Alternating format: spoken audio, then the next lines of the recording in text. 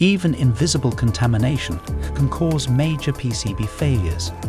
Ionic contamination comes from flux residues, process chemicals, human contact, and environmental particulates. When moisture and electrical bias combine, these residues can trigger corrosion, electrochemical migration, and dendritic growth.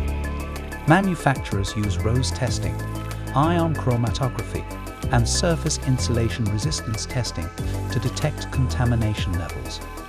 IPC and JES standards provide guidance. Many applications require stricter contamination limits.